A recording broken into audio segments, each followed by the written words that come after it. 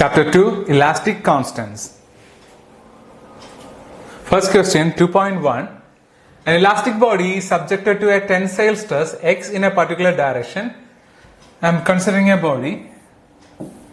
A tensile stress is acting in a particular direction and magnitude is X. And a compressive stress Y in perpendicular direction and a compressive stress Y is acting in a perpendicular direction. X and Y are unequal in magnitude. On the plane of maximum shear stress in the body, there will be, on the plane of maximum shear stress, in this figure, on the plane of maximum shear stress, both the normal stress and shear stress are present. Both the normal stress and shear stress are present. Both the normal and shear stress. Option D is the correct. But if it is X and Y are equal and opposite, then on the plane of maximum shear stress, the normal stress is 0. Here, X and Y are unequal in magnitude. On the plane of maximum shear stress, both shear stress and normal stress are present. And magnitude of normal stress on maximum shear stress plane is sigma x plus sigma y by 2, or we can write sigma 1 plus sigma 2 by 2. This is so only when sigma 1 and sigma 2 are equal and opposite, or sigma x and sigma y are equal and opposite. If two principal strains at a point are 1000 into 10 raised to minus 6 and minus 600 into 10 raised to minus 6, then the maximum shear strain. Maximum shear strain is equal to epsilon 1 minus epsilon 2. Here epsilon 1 and epsilon 2 are principal strains. This is equal to epsilon 1. Epsilon 1 is equal to 1000 into 10 raised to minus 6, and epsilon 2 is equal to minus 600 into 10 raised to minus 6. So we can write 1000 into 10 raised to minus 6 minus 600 into 10 raised to minus 6. We get 600 into 10 raised to minus 6. 1600. Option C is the correct answer. Option C.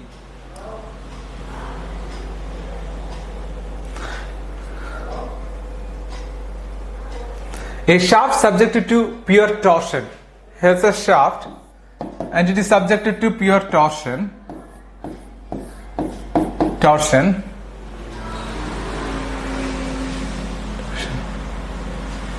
Shear stress tau. A shaft subjected to torsion experiences a pure shear stress tau on its surface. The maximum principal stress on the surface, which is at 45 degree to the axis, will have the value. I am considering an element here. I am considering an element. Due to this torque, this element will experience shear stress in all directions. And this is the shear stress acting, and this is the element, and this is the shear stress acting, and this shear stress is due to the torque applied, and the magnitude is tau. And the maximum principal stress on the surface, which is at a 45 degree plane. So we need to find out the normal stress on a plane at an angle 45 degree. So we have the equation: normal stress acting on a plane at an angle 45 degree is equal to sigma x plus sigma y by 2 plus sigma x minus sigma y by 2 cos 2 theta minus tau xy sin 2 theta. Here sigma x is equal to 0, sigma y is equal to 0, tau xy is equal to tau, and angle theta is equal to 45 degree. The first term is equal to 0. Here cos 90 is also 0, but we are getting is tau xy, this is also plus, plus tau xy sine 2 theta. So maximum principal stress is equal to tau sine 2 theta. We have sine 2 theta is equal to 2 sine theta cos theta, and theta value is 45, 2 tau sine 45 cos 45, 2 tau sine 45 cos 45, 2 tau sine 45 cos 45.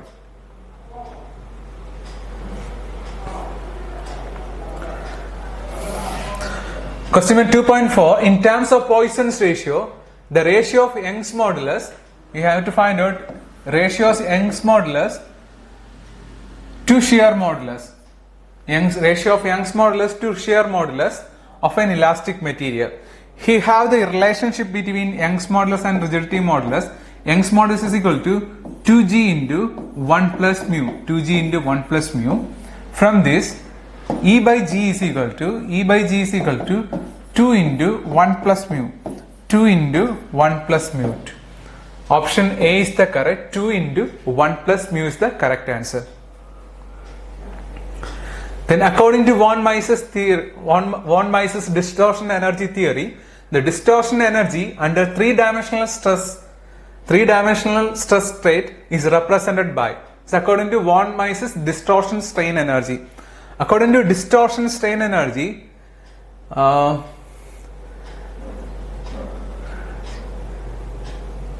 state of stress is represented by option C, 1 plus mu by 2E into sigma 1 square plus sigma 2 square plus sigma 3 square minus sigma 1 sigma 2 plus sigma 3 sigma 2 plus sigma 1 sigma 3. This is the state of stress according to von Mises distortion strain energy theory. Then 2.6, the principal stresses in a plane stress problem are sigma 1 is equal to 100 megapascal and sigma 2 is equal to 40 megapascal. The magnitude of maximum shear stress. If principal stresses are given, the magnitude of maximum shear stress is equal to sigma 1 minus sigma 2 by 2. Sigma 1 is given 100 minus sigma 2 is equal to 40 by 2. 60 by 2, that is 30. 2.6 C, option C, 30 is the answer. 30.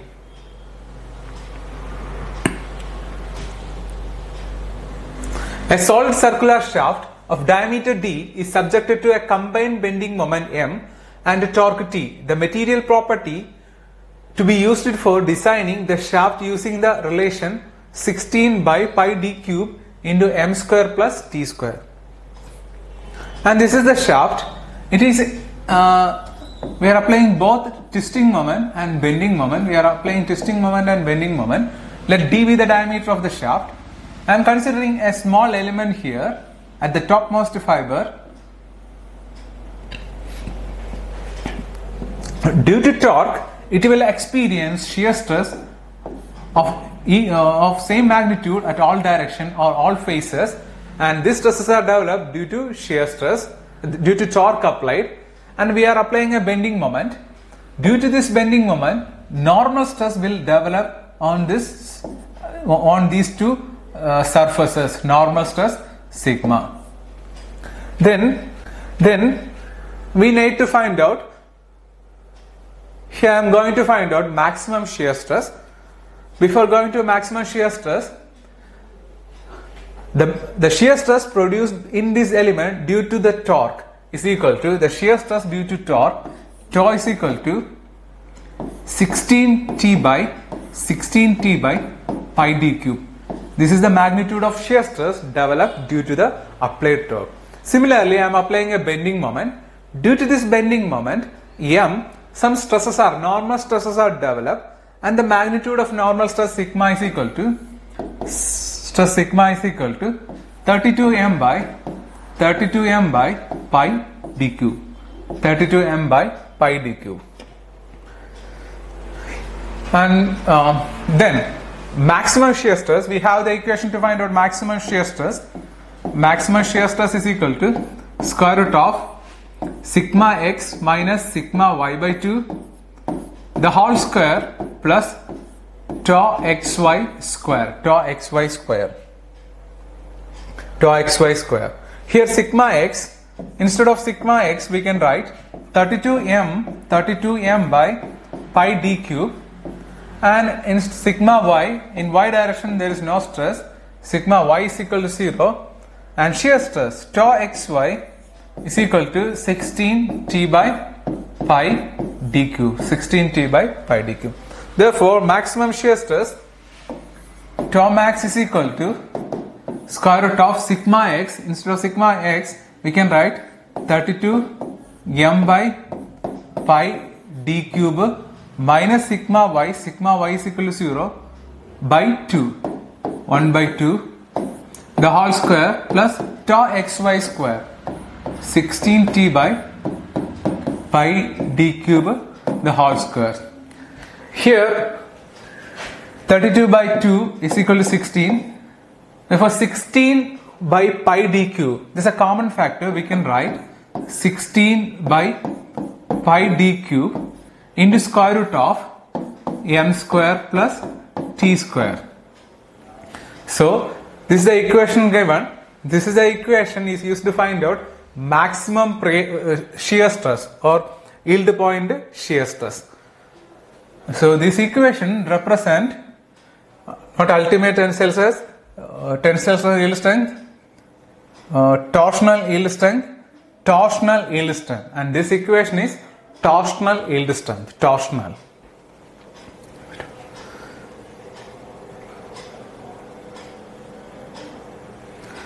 Then 2.8, the state of plane stress at a point is given by sigma x is given, sigma x is equal to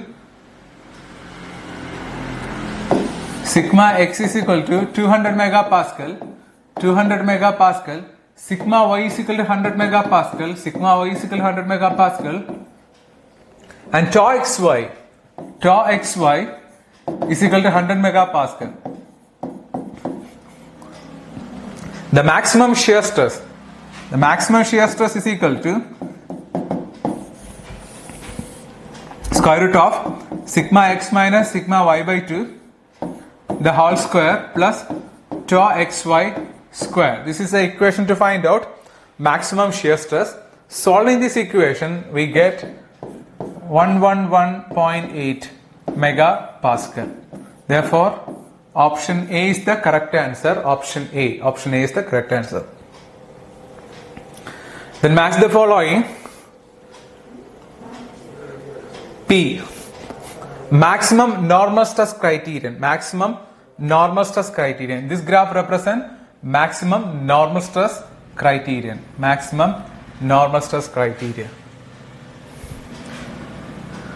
Then maximum distortion energy. This is the graph representing maximum distortion energy. Maximum shear stress. This is the maximum shear stress. So PM QN RL. Option C is the correct answer.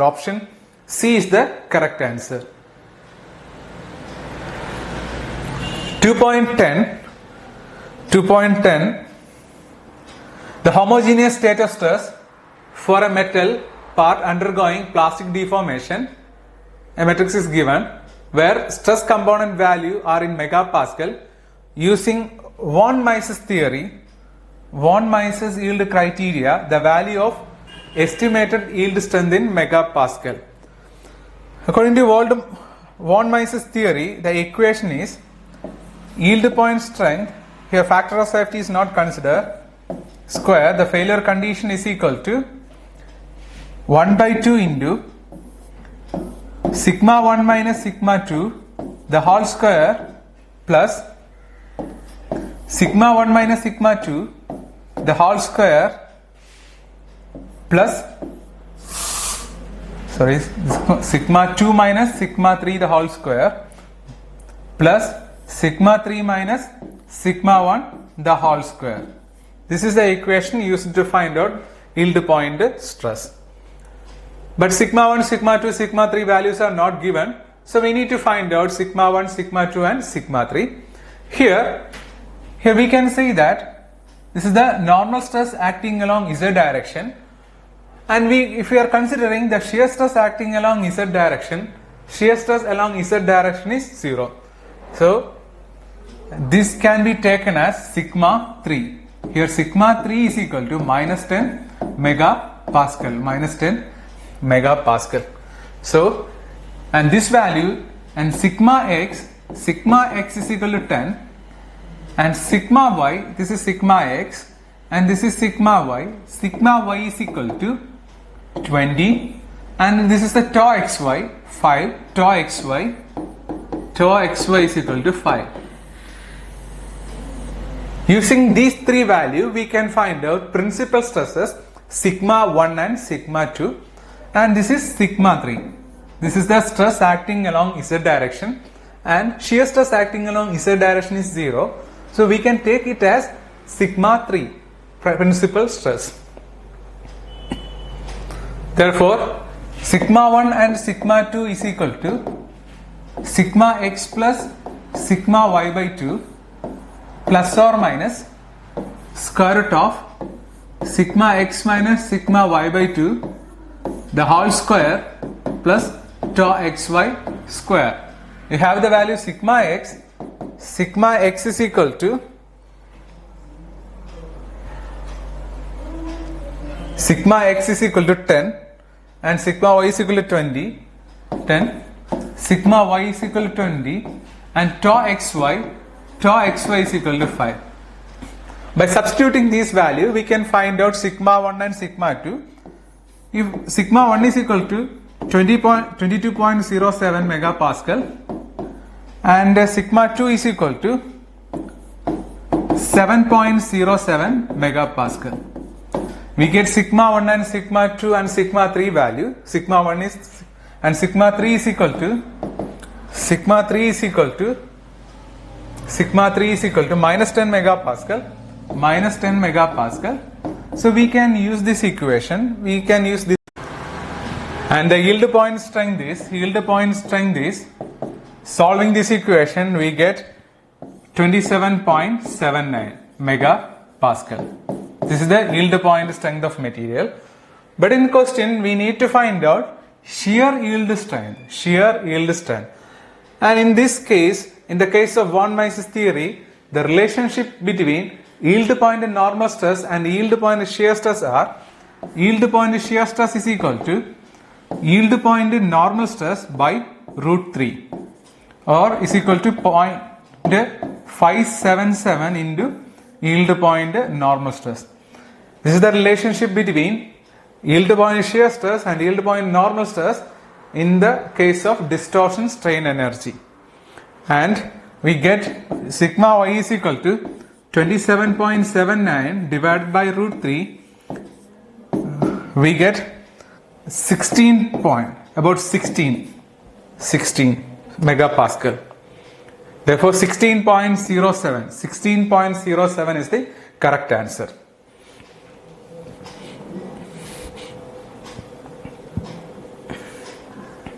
Next question, 2.11.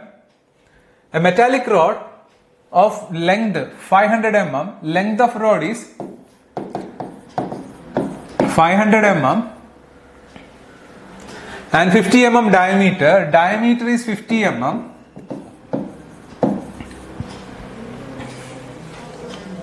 When subjected to a tensile force of 100 kilonewton, the force applied P is equal to 100 kilonewton is equal to 100 into 10 raised to 3 Newton. 100 into 10 raised to 3 Newton. Experience an increase in its length by change in length. Change in length is equal to 0.5 mm and reduction in diameter by 0.015. Reduction in diameter delta T. Since it is reduction, we can use a minus symbol, is equal to minus 0.015 mm. Then Poisson's ratio of the rod. Here the metallic rod length is 500 mm and 550 mm diameter. Here the axial force is in one direction only. So we can write the Poisson's ratio mu is equal to minus of lateral strain by longitudinal strain, that is change in diameter by original diameter divided by change in length by original length. So minus of change in diameter is minus 0.015 divided by diameter 50, which is again divided by change in length is 0.5 and actual length is 500, and we get a value Poisson's ratio mu is equal to 0.3. Poisson's ratio mu is equal to 0.3. Next question. A steel cube with all faces are free to deform, has Young's modulus E, Poisson's ratio nu, and coefficient of thermal expansion alpha. The pressure, hydrostatic pressure, developed within the cube when it is subjected to a uniform increase in temperature delta T. So we need to find out hydrostatic pressure develop or stress develop, hydrostatic stress develop. But the cube is free to deform, all faces are free to deform and temperature increased by delta T. So when it is free to deform, the thermal stresses are zero. When the expansion is prevented, or this free expansion is prevented, then only stresses are developed. In this case, the expansion is not prevented, therefore the stress developed is equal to 0. 2.12. A thin plate of uniform thickness is uniform, is subjected to a pressure as shown in figure. Here we can see that the pressure is acting in x and y direction and there is no pressure is acting in z direction.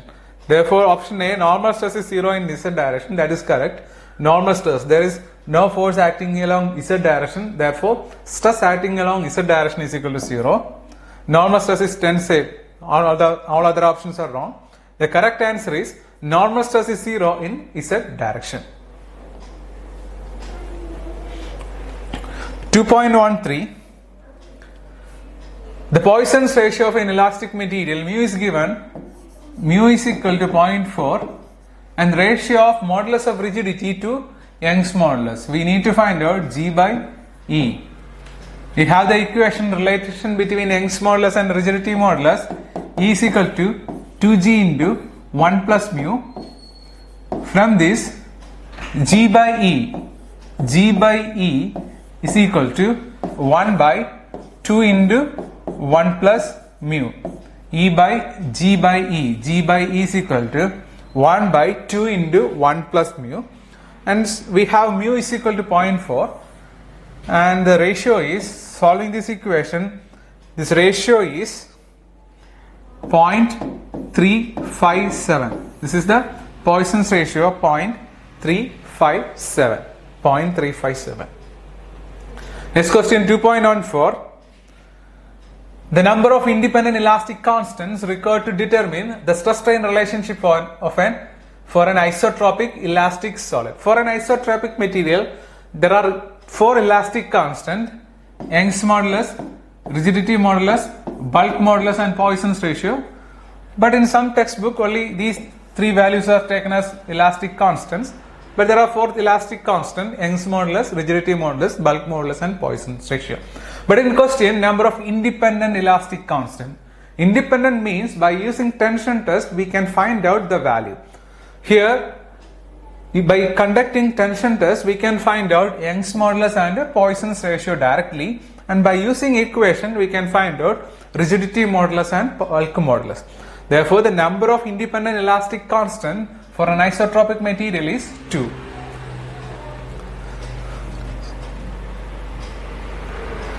(2.15) The state of stress at a point is given by sigma x is equal to minus 6 megapascal. Sigma x is given, sigma x is equal to minus 6 megapascal, and sigma y is 4 megapascal. Sigma y is equal to 4 megapascal, and tau xy is also given, is equal to minus 8 megapascal.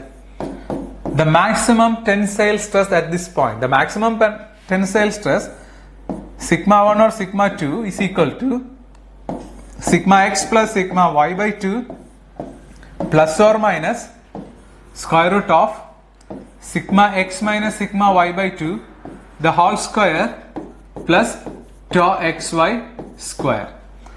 We have all the values. Sigma x is given minus 6 megapascal, sigma y is also given 4 megapascal, and tau xy is minus 8 megapascal. Substituting these values in this equation, we get sigma 1 and sigma 2. Then in the question we need to find out maximum tensile stress. In our sign conversion, tensile stress is taken as positive here. Then out of sigma 1 and sigma 2, you have to select largest positive value. Here the largest positive value is sigma 1 is equal to 8.43 megapascal. 8.43 megapascal. This is the maximum tensile stress, largest tensile stress.